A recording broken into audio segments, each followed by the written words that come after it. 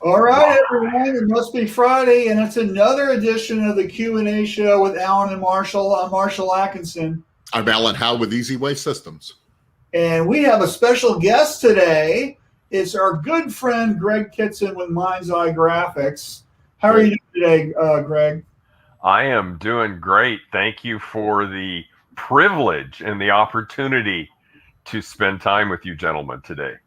Yeah, and if you don't know who Greg is, you've been asleep. But maybe you haven't because you're just new to the industry, and that's okay. So, Greg, why don't you talk about your shop and what you do for a couple minutes and just let everybody know what you're about.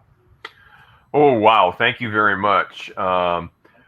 Part of what Mind's Eye Graphics does is what we're going to talk about today. Is we're a business, and as Alan has said many times on this wonderful, esteemed broadcast, that we're in the logistics business. We slow down and print for a little while, and then we go back into the logistics business.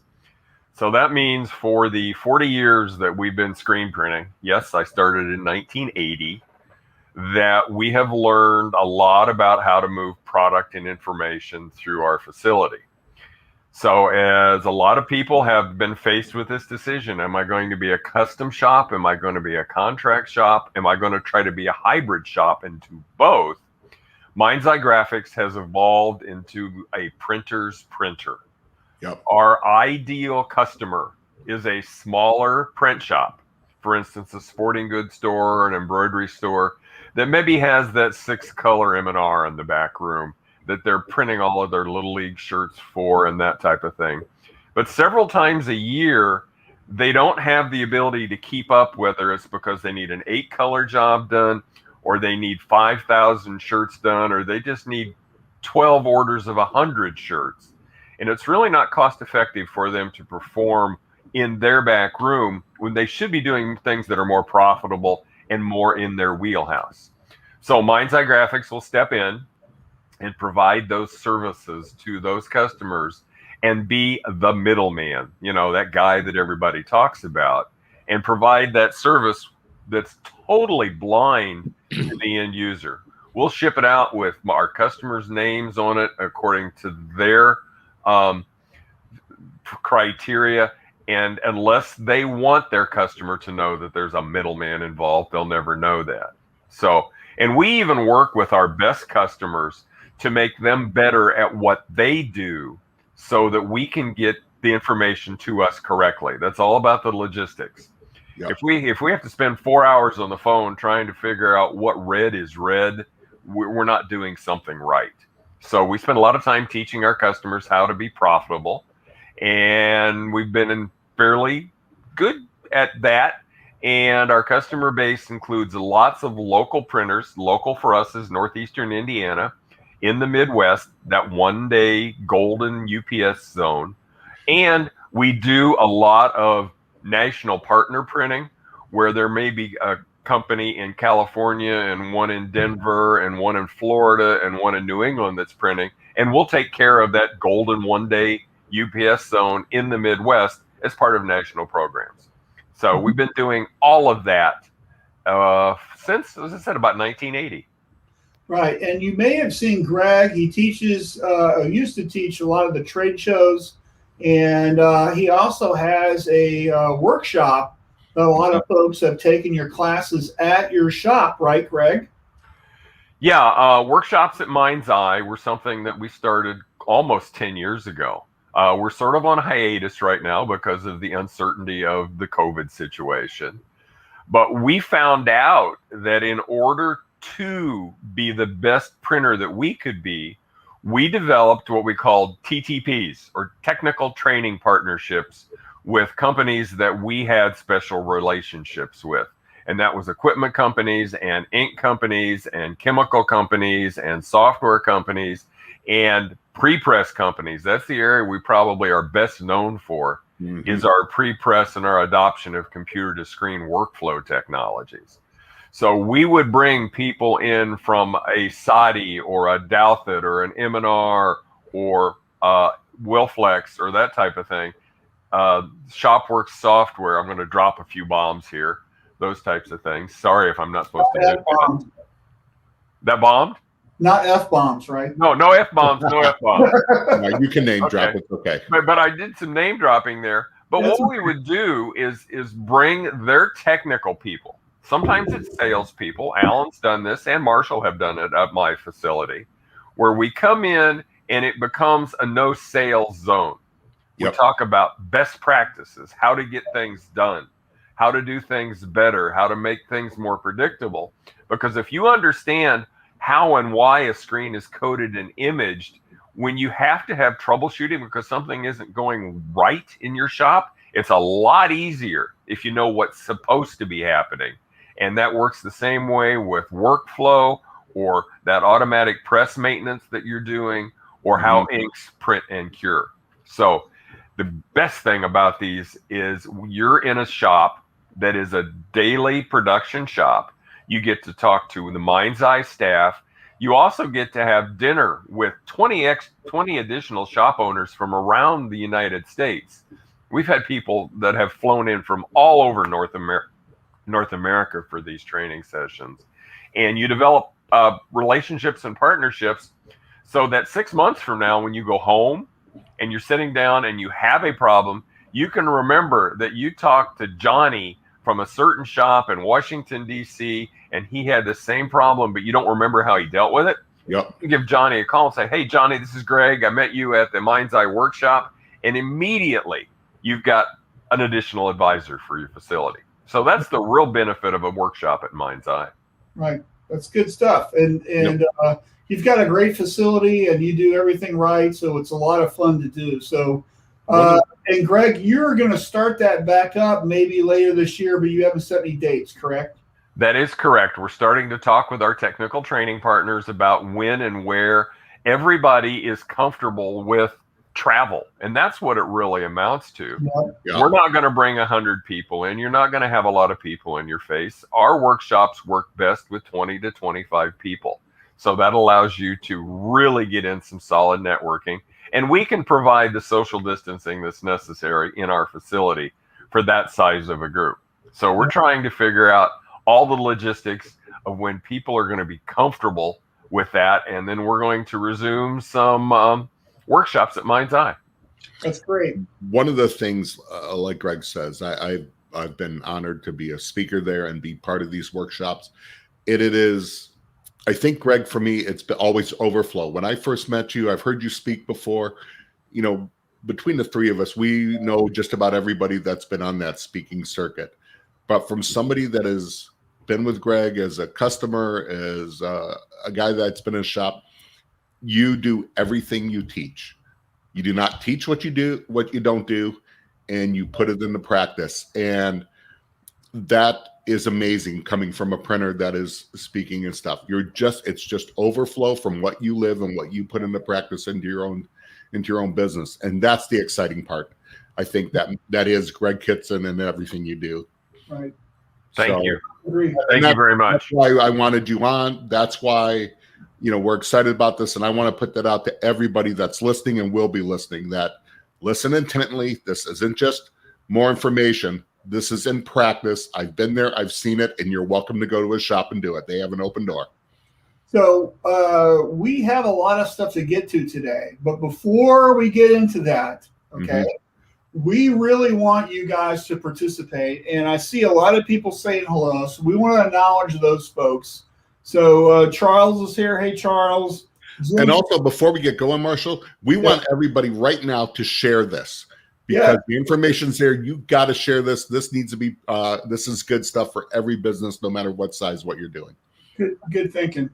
Eric's here. Howdy. How you doing, Eric? From Sweden.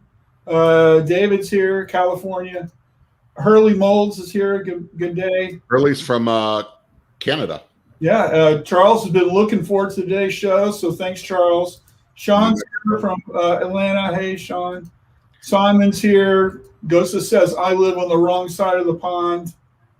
By the way, he sent me a video of him working with his dogs. I saw that too. He sent it to me. And it was a lot of fun. And so he trains like cattle herding, sheep herding dogs. Australian Kelpies, they're called. Yeah, it's great.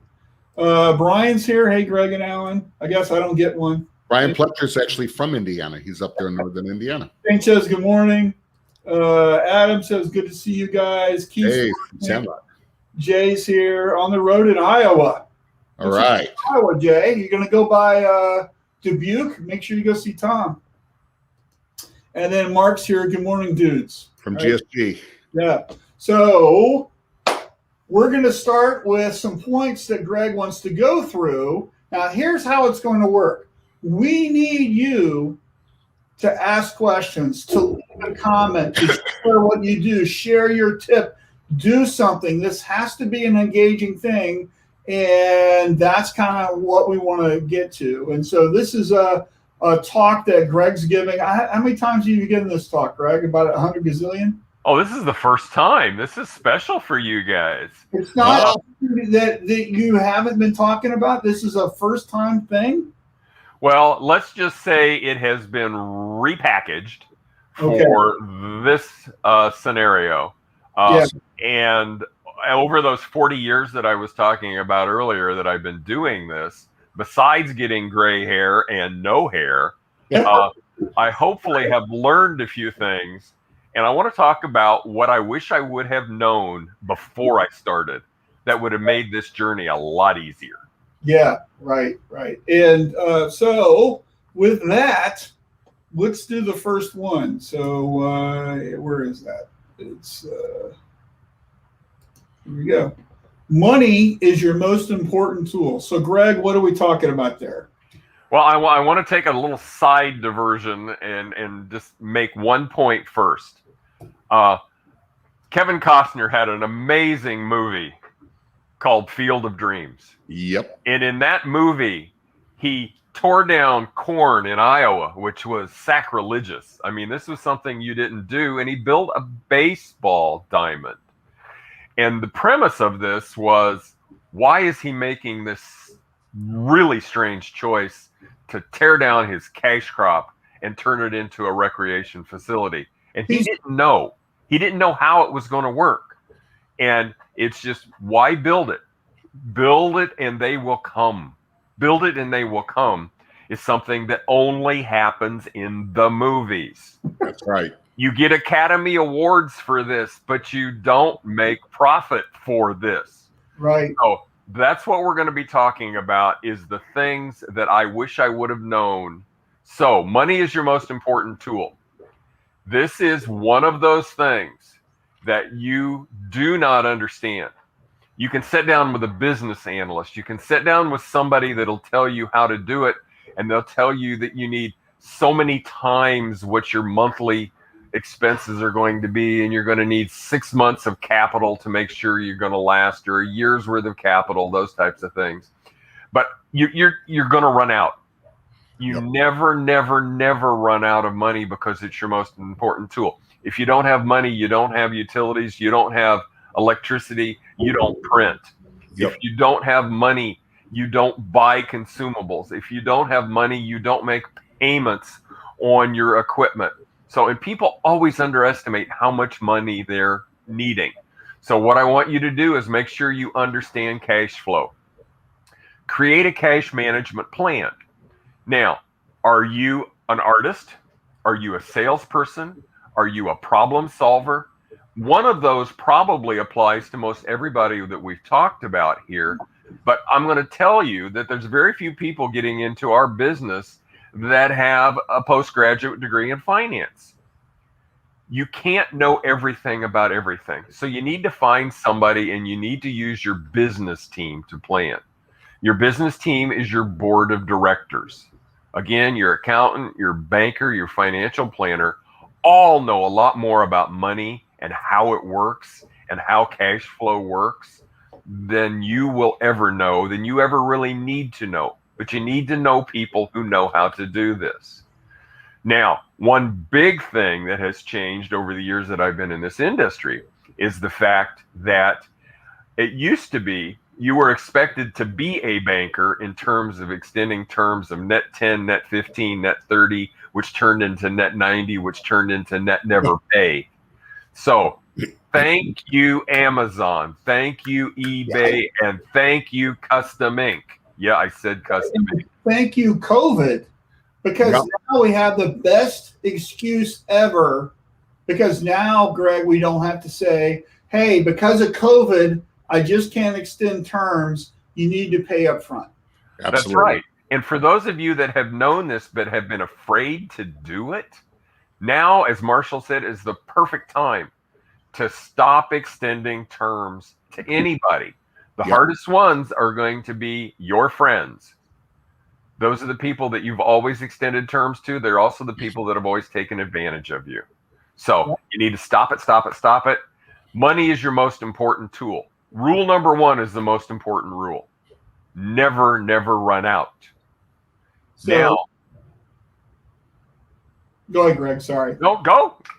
So I was going to say, if you have a question about this point, please leave a comment. We want this to be interactive, not just us three talking, right? So please leave a comment. And we have a couple of comments. Can I read those real quick, Greg? Please do. So Jim says, Greg is one of the finest speakers. I had the pleasure of sitting in the seminars. Thanks, Jim. Well, thank you. Our buddy Richard says hello from Wyandotte, south of Detroit. South O Detroit, what does that mean?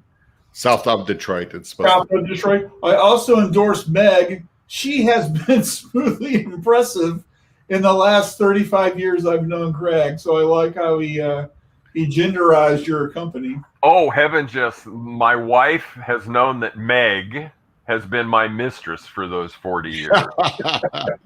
So, and then our good buddy Ryan says, my notes from May 3rd, 2013 at Vastex on the profit cycle sit in my top desk drawer every day. Love it, Greg. Well, I thank you. And as Ryan just noted, there are copies and different variations of these 10 rules on a lot of bulletin boards and a lot of break rooms and a lot of prep areas and a lot of whiteboards that I've been in across the United States. So a lot of variations of these are helping people understand. Yeah, and Heather says, I miss you, Greg Kickson and the Meg crew. Heather is one of our workshop groupies. Heather, I miss you too. Can't wait till we can get together again. All right. So, So if you've got a question or something on the first one, let's get that in. If not, we're going to switch to the second one, okay? I'd like to know from everybody how many people have, since COVID or before, incorporated payment up front? Or is it something you need to do? Now, and that's a great question. Yeah. So if you've turned from net 30 or 50/50 or whatever you're doing to pay up front, please leave a comment and let people know how well that's working. Or if you're thinking of doing it, have you done it yet? Yeah. And so like the way the lab always framed it is, you know what? Let Visa handle your collections for you. Yeah. You take credit cards, right? Yeah. Okay. So we have a couple comments. That's why I started laughing right there. On one of them, you'll see why. 2 of them, actually. The 3 musketeers of screen printing. the one below. And Brett says we need a group tequila shot. Thanks. That one. Wow. Can they do that on Zoom? We can do that on Zoom. Okay. You know what? There's a great. I don't have tequila in the house. Sorry. So Ryan says, Greg, what are your thoughts on pay up front for schools? Schools are going to be one of the most challenging because schools are resistant to change. The other thing that you've got to be able to do is if you're going to work with a school and get them on pay up front, you've got to get to the most important person in the school, and that's the administrative assistant to the athletic director. Not the athletic director, but whoever is their assistant, because they're the ones that control the purse strings. They're the ones that control the coaches and the super moms. You know who I'm talking about when I say super mom? Yes. That parent with the clipboard that's always going around collecting money and making sure somebody's bringing the cookies and the oranges and the soft drinks and the money for the booster shirts. Yep. You've got to get that administrative assistant on board with that. And then at that point, keep in mind that many school systems, as well as most corporations have gone to what are known as P cards. Let's go back to our friends at American Express and Visa and MasterCard. A P card is something that is known as a purchasing card. And they can give you that purchasing card from the school system, from the HR manager at your corporate customer. And that, as Marshall said, at that point, you let Visa take care of the collections. But this evolution of payment is something that you have to work on. And I've seen corporate customers that I've worked with consulting clients with and with Mind's Eye customers with that have said, I'll lose this customer if I make them pay up front. But once you ask for that payment up front and the P card comes out of the guy's pocket, he may need safety jackets for 50 guys in his company that haven't cut anything off this year. So at that point, it might be a $2,500 order, 50 items at $50 a piece. If you ask to be paid, most of the time you will be. So that's a personal problem that we have, that we're afraid to ask the coach. But don't ask the coach, the administrative assistant to the athletic director. Now, here's the thing, is these same people, right? They shop at Costco, they shop at Amazon, they buy plane tickets for the coaches to go to the camp in Texas or whatever, right? They're spending money without a purchase order already. They're just not doing it with you. So what you have to do is you have to put it in the context. And I love this P card idea, Greg. That's just really great. Thank you for mentioning that. Well, and a little detail on the P card concept. This is something to control spending and control duplicate paperwork. Yeah. So when an HR manager is issued a P card, they may be able to buy promotional products, but they can't buy airline tickets. The marketing department can buy airline tickets and hotels, right, but the production manager can't. They also a lot of times will have a daily limit, and this is something that you have to be aware of how it works. If the administrative assistant to the athletic director comes in and wants to buy $2,500 worth of stuff from you, they may have $1,000 a day limit or a $2,000 a day limit. So when you try to run 25, it'll come back declined. It won't tell you why, but it'll come back declined. And oftentimes, if you split that 25 into two 1250s, one today and one tomorrow, it'll run just fine. And the purchasing person or the person with the P card in their pocket may not know exactly what their limitations are because their controller set all that up and may not have told them, hey, you can't go buy something from the casino, but you can buy something from the safety supply company. Yeah. So just get it on the white list. Yep. Yes. So let's get some more comments. Great question. Peter's here. Good morning from Kansas City. Thanks, Peter. William says, hey. Yosta says, newer before it's on the wall now. Never before, that means it should be. Oh, never before. Okay. Keith says, after Shirt Lab Portland in 2019, I came back and it was the first thing I implemented. 100% payment up front. Thank you. Good job, Pete. Hot damn. Yep. Great job. William says, hey, y'all. Hey, Greg. Charles says, we changed from 50 to 100% payment up front, and I've had zero backlash about it. Was the perfect thing to do. Jesse says, I have some tequila for you, Alan. So great. Thank you. By the way, I live in your city. If you're handing out tequila, hands up. Peter says, good morning. Kisa says, our school district, my largest customer, just stopped allowing P cards and is back to requiring POs and 30-day net. It's a huge struggle. By the way, Kisa, did you solve that problem that we talked about 3 weeks ago where we were investigating the rules for expenditures with your school district? And I'm just curious how that went. One comment on what Kisa said. I would imagine the school system's got a new controller that has re-implemented this policy. And a lot of times what Marshall was saying, the state will not allow this type of thing because it can be an obstruction of trade. Because when they're required to get 3 POs or 3 quotes, a lot of times they'll go out and get 3 quotes and still buy from their buddy.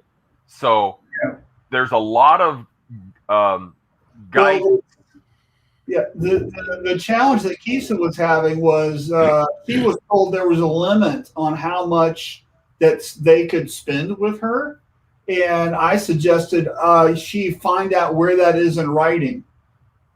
Right, the actual rule. Show me the rule, right, that says that, because her problem is she was competing with BNI, right? So it's like Sure.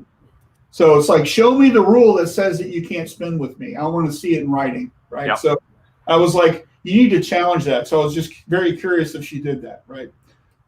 Jay says we've gotten much more stringent about 100% up front.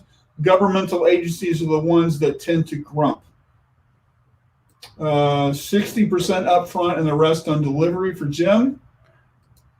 Charlie says, good morning, guys. Greg looking good. Hey, Mr. T.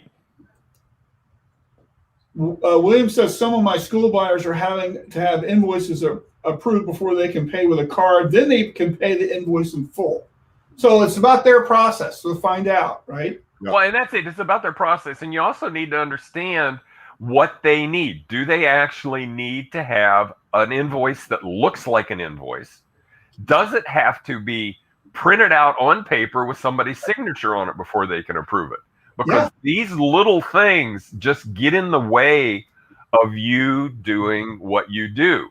And again, I've always said what I enjoy doing the most in my business is taking a pile of shirts and turning it into a check. That's the greatest thing. Yeah, it's almost a lot of this is sales cycle too. What are the obstacles from getting the sale? I mean, from getting paid on there, and find out these obstacles up front. Yeah, you got to understand the lingo, right? Yeah. Kisa said, "Oh, here you go. I'm on the agenda for Monday night. Good job, Kisa, and it should all go in our favor. Woohoo! Nice job, Kisa. I'll keep you posted on our call Tuesday. I can't wait to hear the results. Good job." Mike says Amazon Prime Fresh to Alan's house. It's guys, it's not that I can't get tequila, it's just I don't have any right now. I have some vodka at the house. That's it. I appreciate it. Brett, this is exactly what happened. New person in charge is finding all sorts of issues they've had and are trying to clean house and implement stricter guidelines. Yep. You need to become their new best friend. Yep. That type of thing. Because if you open a dialogue with this person and find out what the roadblocks are, you can beat those roadblocks. Then you become their expert. You become their expert at small business. So when they have this same issue with the guy who provides them with donuts, they're going to come to you and say, why is this an issue and why can't this company perform the same way you do? Right. Be proactive. Be proactive. Right. You need to be the professional in the relationship. Yeah, be the adult. Yeah, absolutely. We all have to adult at some point. Yeah. So Simon says it's funny. Whenever a school calls for equipment, I immediately shift in my philanthropic mode. I love helping them and always send a bunch of swag for the kids. They are our future. Oh, hate tequila. Let's do vodka shots. And next time we're together, Simon, let's do it. Yeah. And Lee's here. Hey, Lee. Wisconsin. Aloha, my CTS friend. Absolutely. All right, so Greg has 10 points to get through, and our show's half over. What are the odds that we get to all 10? Not good. Not good. It's going to be October. All right, let's get to – you'll come back, right, Greg? And I will come back. Greg is our special guest for the next 6 months. All right, so let's go to number 2. Time is your most important asset. Oh, right? man, this is a huge one. This is really, really huge for the new business person. Remember, the concept is we're talking about the company that's just getting started. Now, this is your most important rule of the 10 rules I'm going to give you. You're going to get tired of me saying that, but they're all important. But this is the most important. Now, you never get time back. Once that clock ticks, it's gone. Yep. You have to plan for every day to change, because when that phone rings or the email rings or somebody contacts you for an appointment, not walks in the front door, but contacts you for an appointment, make sure you demand value for your time. Now, what do I mean about demanding value for your time? You have to understand the true cost of your decisions. Now, it's really, really important that when you give something away, you give away artwork, or you give away shipping, or you give away reorder fees, you have to understand what that real cost is. So make sure you get value. So in my instance, I'm going to use the example of somebody who comes in and does a sponsor shirt. They want you to trade your name as a sponsor for a reduced cost, whether it be next column pricing or whether it be $100 sponsor fee as a credit against the order. You have to make sure it's worth your time. So in that instance, here's a few of the rules. If they say you can put your logo on and just give us a better price or give us the shirts for free, make sure you get value out of that. If you're putting your logo on, incorporate it in what they're printing. Don't add it to a sleeve, which means you have to create another run down the dryer. Put it into the logo that they're printing. If they're doing a business card listing on the back, make sure you do it in such a way that you get a premier position so that you can be seen the best in that situation. So make sure you get value out of it. And what's the big value you want to get? If you're going to sponsor the Girl Scout cookie, Girl Scout t-shirts for that type of thing, make sure it goes on their Facebook page. Make sure it goes on their Instagram page. Make sure it goes on your Instagram page and your Facebook page and other social media that I don't know about. Because we don't have the local newspaper in most of our towns anymore where you can get that picture on the back page, those types of things. Even in a small town like I am, we don't have that opportunity anymore because the social media has taken it all back. Now, somebody is saying, but if I put the fact that I donated something to the Girl Scouts on Facebook, that's going to give every company in the world or every organization in the world a shopping list to come to me for free stuff. Let's rephrase that. That gives every organization in the world the opportunity to come to you for stuff. It's not how you give it away, it's what value you get out of it. So understand the true cost of your decision. And make sure all of my resources understand this concept. Now, I have a soft spot for Boy Scouts. I have a soft spot for the Red Cross. I have a soft spot for the American Heart Association. I sponsor them at a greater level than I do almost anybody else. Now, at one point, I had somebody come in who was an office manager, and all she saw was me giving really, really good deals to those couple of organizations. So everybody that came in and wanted something got the same deal. Well, that was my fault because I didn't make sure my staff understood what was going on. Right. So make sure all my resources and everybody on my team understands how this works. And I have a simple statement for most of you when somebody comes in and asks for those free shirts.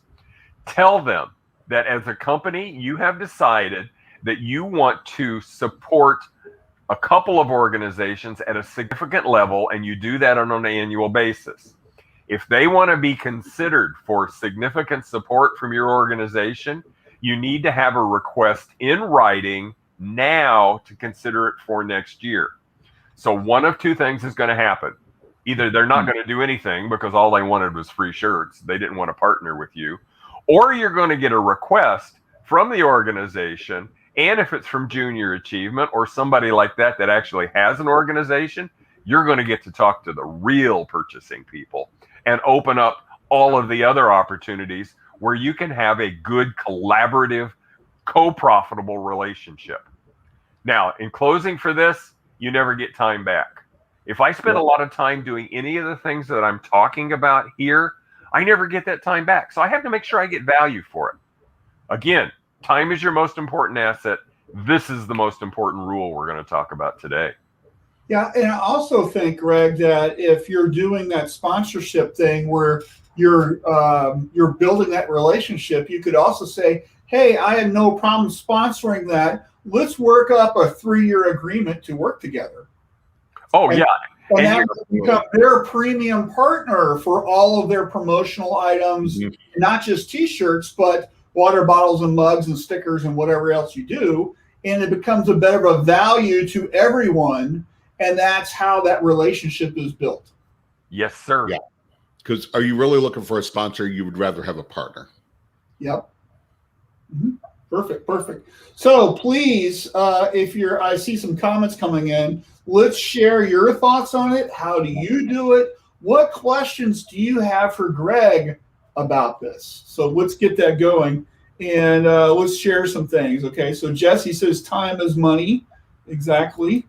David says it's a two-way street. When someone asking doesn't understand, they most likely are not the right partner, or they haven't been educated on how to truly support each other. That's a great comment, David. Thank you. And Simon says time, so important. So many people do not understand. They will spend hours of their own time on a project, yet it could have been outsourced for a fraction of the cost of their own time. I sometimes set a timer on a call. I measure the potential profit against my time. And by the way, that's a really good point. When people ask me about this, I start saying, okay, are you a CPA? Do you have that postgraduate degree in finance? Do you know what your time is worth? Doesn't matter how I get to it. Nobody knows what their time is worth. Right. So I've for years and years and years said, we start this conversation at $1 a minute. There's a clock in your head that is running. Anytime you do anything, whether it's putting a stamp on an envelope, whether it's putting tape in a screen and taking tape out of a screen when you get done, just think there's $1 a minute that you have to be compensated for somehow. Or if you're not compensated for that $1 a minute, you're losing money. Now, in some shops, that can be 50 cents a minute. In other shops, it can be $10 a minute for a team of 3 people. Everybody has a number. But the easiest one to hold on to is that $1 a minute thing when you start thinking about time as your most important asset. So I've got one for you. You have a customer that comes in and says, I'm doing shirts that go to a grocery store. The grocery store loves my shirts. I do shirts for every holiday, but now they want to put hang tags on.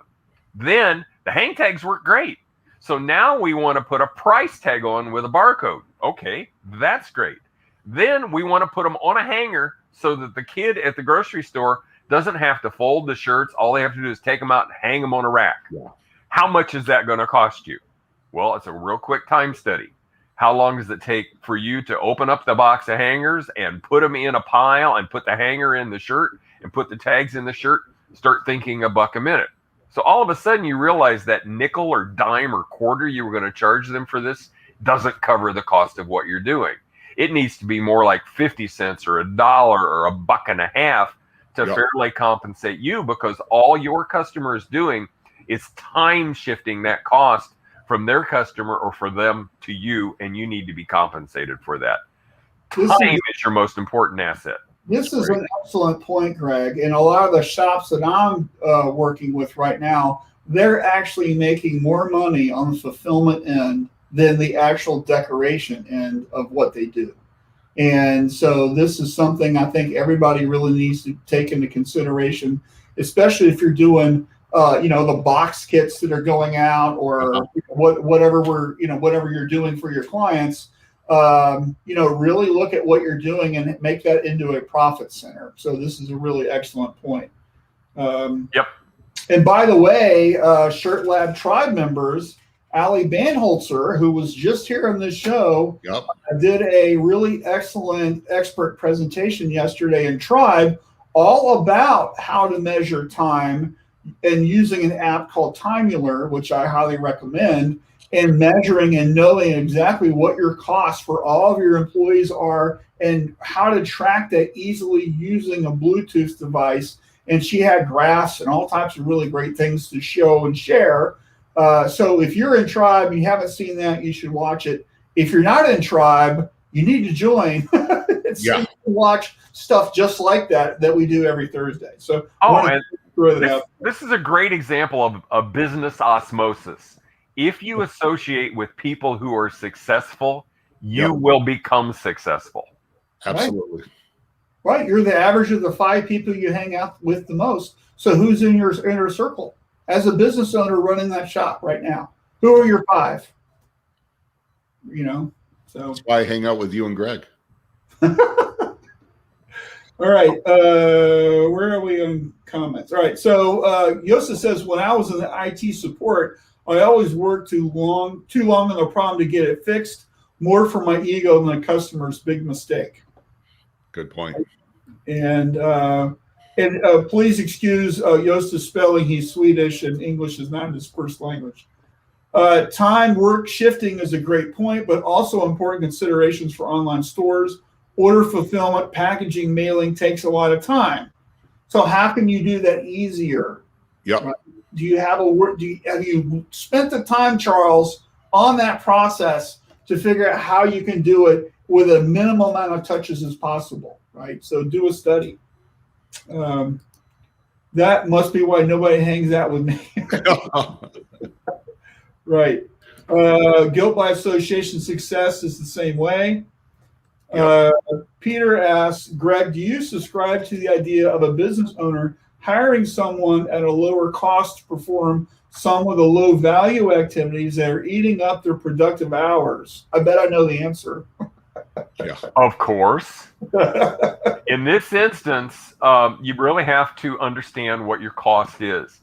If you take somebody who's a skilled operator, and we're going to use the term operator in the larger sense of the word, it can be embroidery, it can be screen printing, it can be DTG, those types of things, or it can be an artist. If you've got an artist sitting there shooting hang tags into a shirt, there's something wrong with your priorities at that point. Now, I are guilty of this. There's no doubt about it that on Friday afternoon at 3 o'clock, when something has to go out the door at 4:30, it's all hands on deck. But that's my failure to plan. In this instance, depending on what your skill set is, one of the best things that we've ever done where we had to fold and bag was to get a hold of what I'm going to call the church ladies group. That type of thing. And you get a half a dozen church ladies, and everybody seems to have a different mental picture of that term.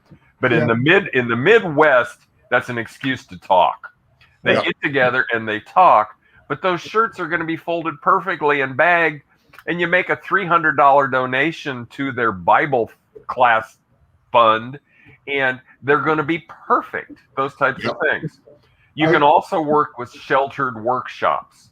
Sheltered workshops are something where they have people with developmental disabilities of some type, and they have coaches and one-on-one people that work with them.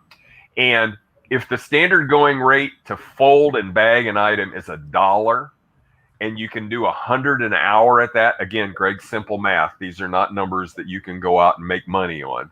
But if you're going to do $1 a piece, and this person or client of theirs is only capable of doing 25% of that amount, they're only going to get paid 25 cents by you, and then the sheltered workshop makes up the difference. Those types of things. So depending on what your turnaround time is, you've got lots of opportunities. And then there's always the temp agency. You need to have the phone number of 2 or 3 temp agencies where they've already been into your shop and they know what the work environment is. They've done the pre-training, and they know that if somebody's going to shoot hang tags in, there's certain people that can't do that without shooting their fingers full of tags. They'll do the testing, and for $12, $15, $18 an hour, again, there's a fee for this. A 30% fee is very common, but they're going to come in, you're going to have them for 3 days, the job is going to be done, and your people can do what they're supposed to do. Right. I love the church lady thing, Greg, and I kept thinking about the Saturday Night Live skit with what's his name. Well, you can do the same thing with a bunch of Cub Scouts. Yeah. Cub Scouts come in, right. or a junior achievement group at the local high school. Those types of things are all something that you can bring in and make a donation. In years past, when we've had kids in helping us, I said, okay, I'm buying the pizza and I'm buying the sodas, but nobody touches pizza until those T-shirts are boxed up and sealed. Right. Done.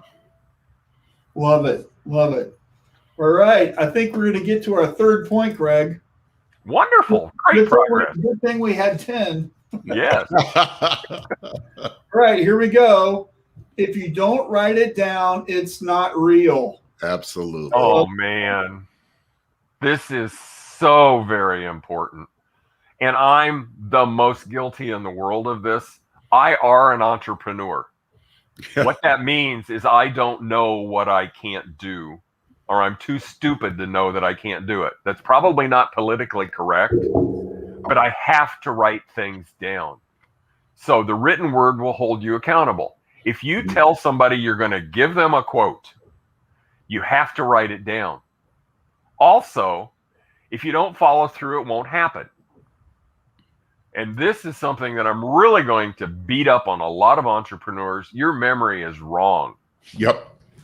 If you think you're going to remember all of this stuff and you told 3 people you were going to do their special event on the same Saturday morning, you is screwed.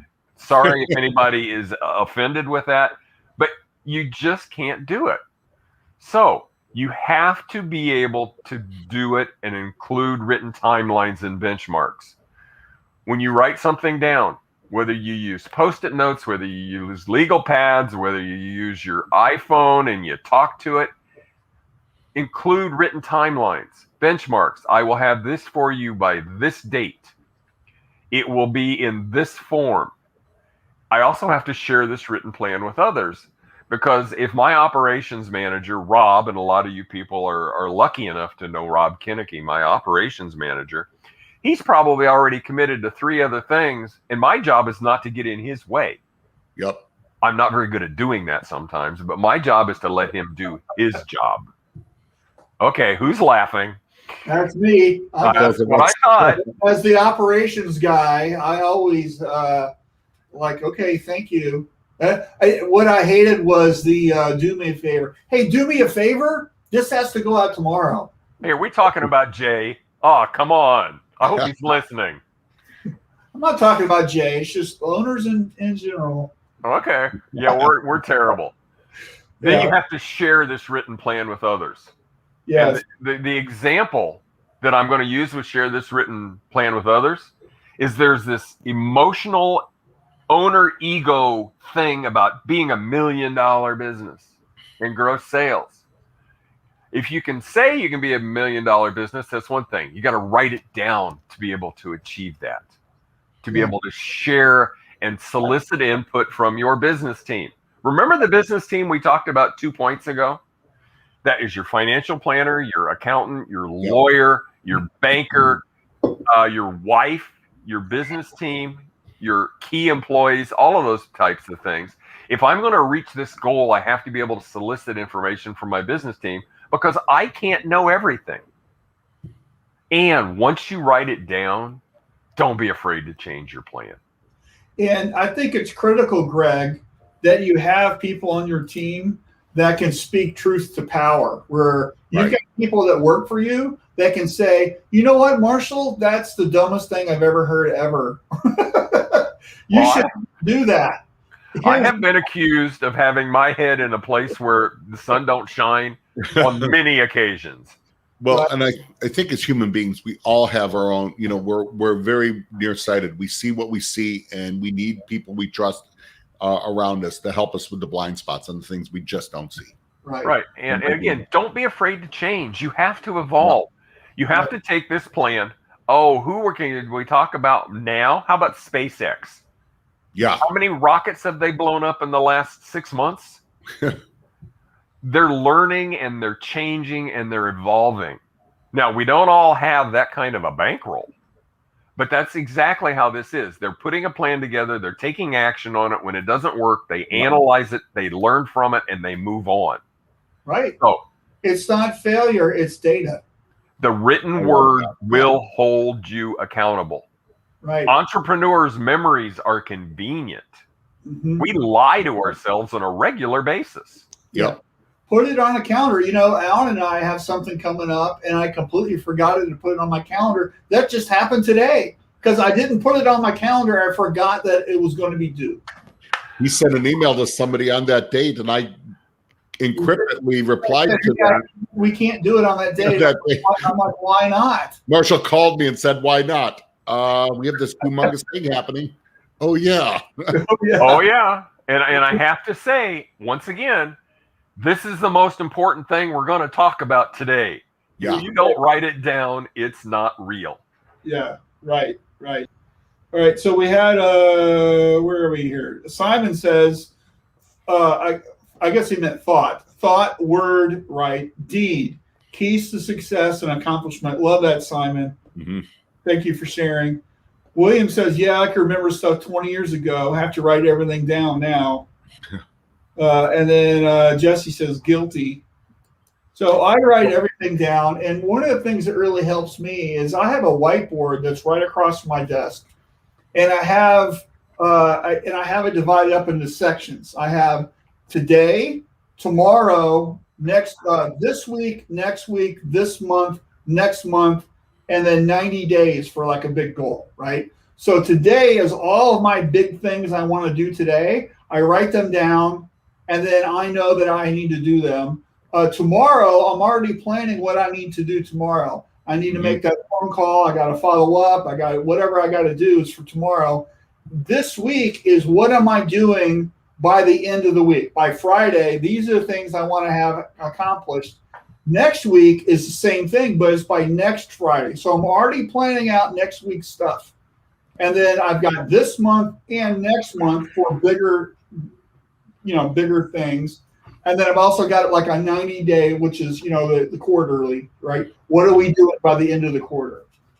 And this really helps me with goal setting. It helps me with keeping all of the stuff that I want to build moving forward, because it's all these tiny chunks, Greg, right? Do you break stuff out like that?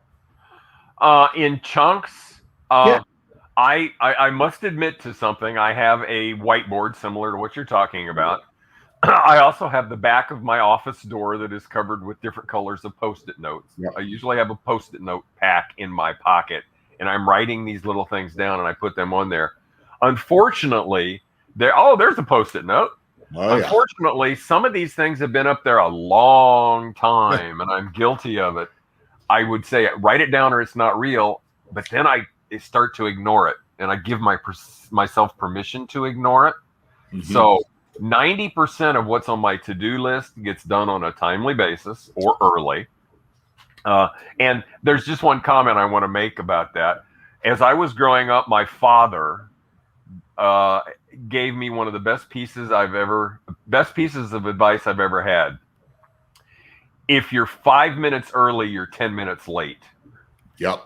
Which means you should be there 15 minutes before something starts, not 5 minutes before something starts. Right. So I try to get things done. Anally, I was ready for this meeting an hour before it started this morning. So, but I am guilty that I give myself permission to ignore stuff. Yeah. Yep. My son Jack, he knows if you're not early, you're running late. That's drilled in him since the day he was born. What is the saying? Early is on time is late never happens. Should never happen. Well, I want to ask Marshall a question then, and I know we've diverged from what your original question was. Yeah. But for me, if there are things that I know I need to get done and I'm not getting done, the ones that I give myself permission not to do, right? I have an accountability partner that keeps me online for certain things. Right. Do you have somebody that fills that role in your hierarchy?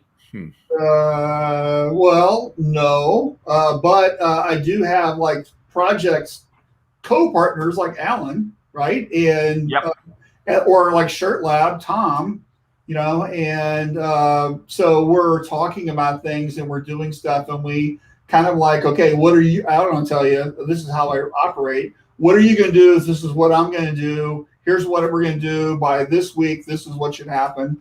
I'm very clear about what should happen. And then Alan will tell you it's usually finished like 2 or 3 days before whatever I said is going to happen. Yeah. And that's just how I operate. But I kind of give myself that cushion, and then my job is to do it early, right? That's kind of how I always naturally work.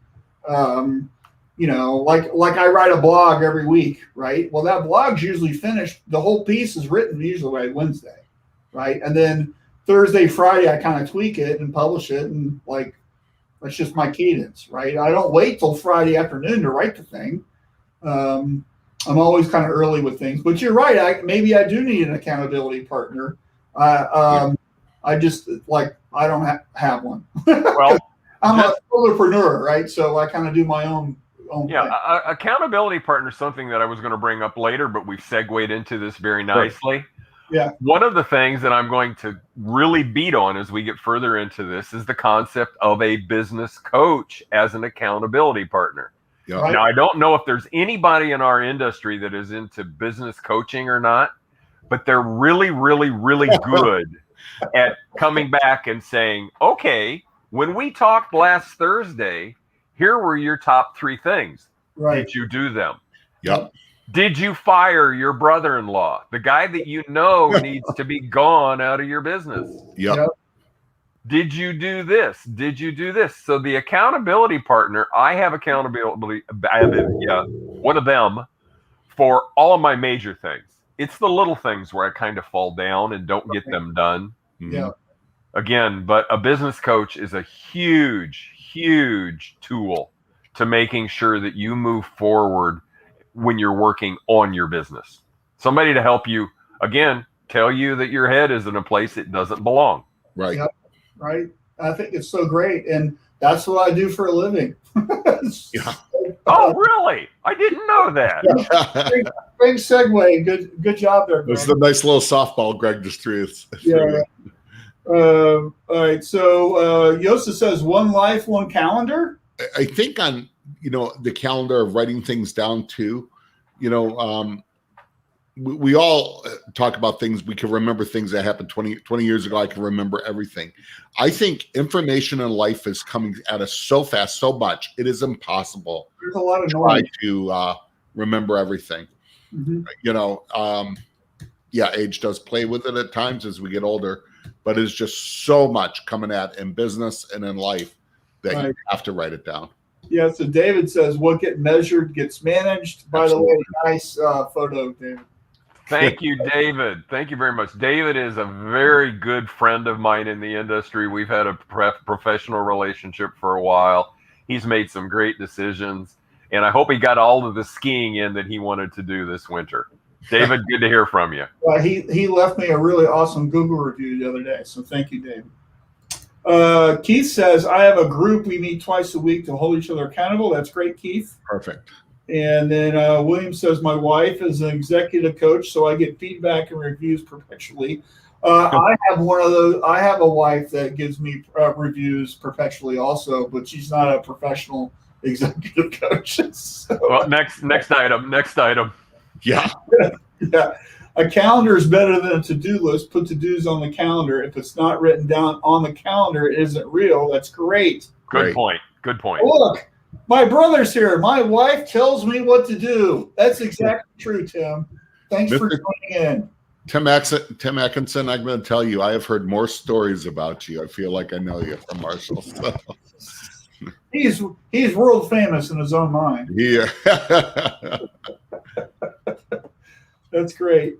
All right, where are we at with time? We're almost done. So we can't really get to the next one. So why don't we just save that for the next time? What do you think? That sounds great. Look at your calendar and determine when the next time is going to be and get back to me.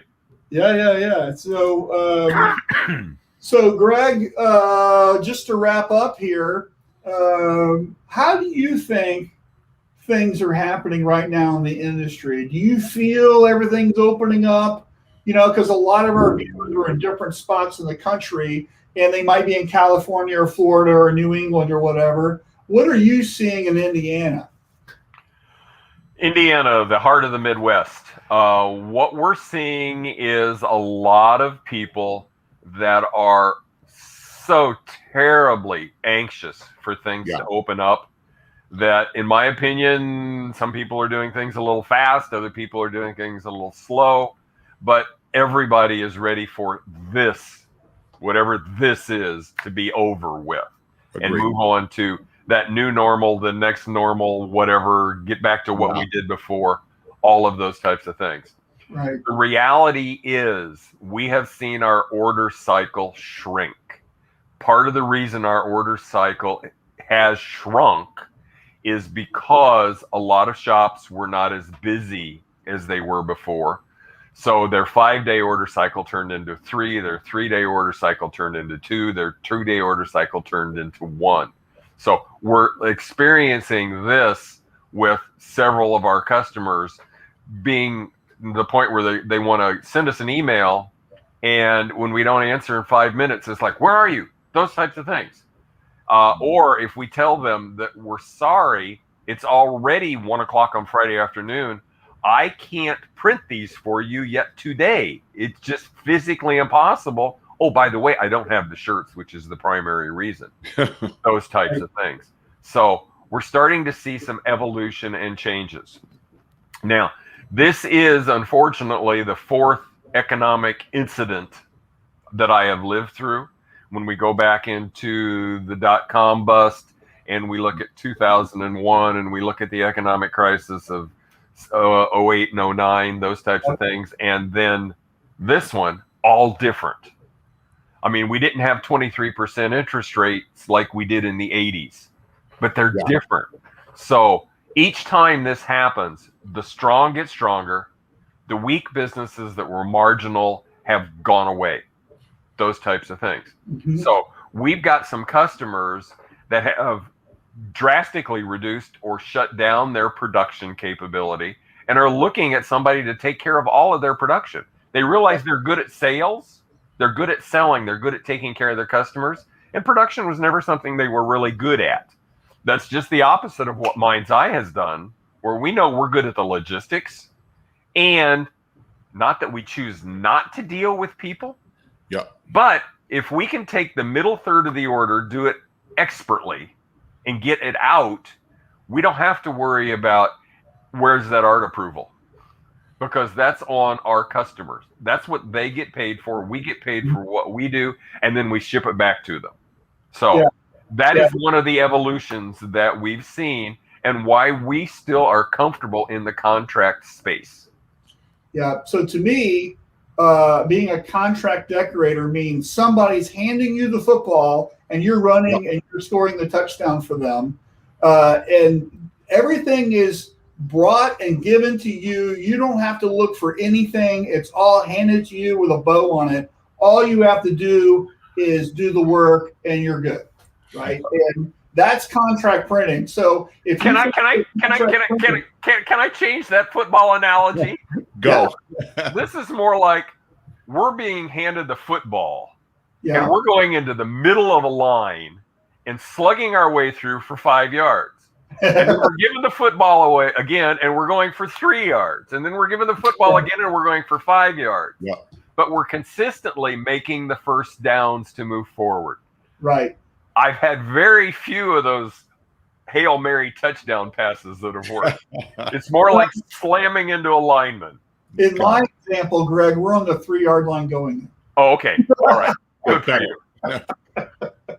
So it's just, but my point is that a lot of people say they're contract printers and then they're buying the shirts or they're doing the artwork or they're messing around with all this stuff. That's not contract printing. You're just giving somebody a really big discount. Well, yeah, that's wholesale printing, and you can find a lot of different ways of doing it. You see a lot of larger contract houses now that have their select partnership where they've got 10 different colors of shirts and 14 different sizes. And as long as you want that and no more than 3 colors, you can have it tomorrow. Yeah. They're going vertical in that respect. Yeah. Right. We haven't done that yet. But it's something that I've got a couple of people that I'm considering doing it for. And it's just the front end of fulfillment is basically what it is. Yeah, right.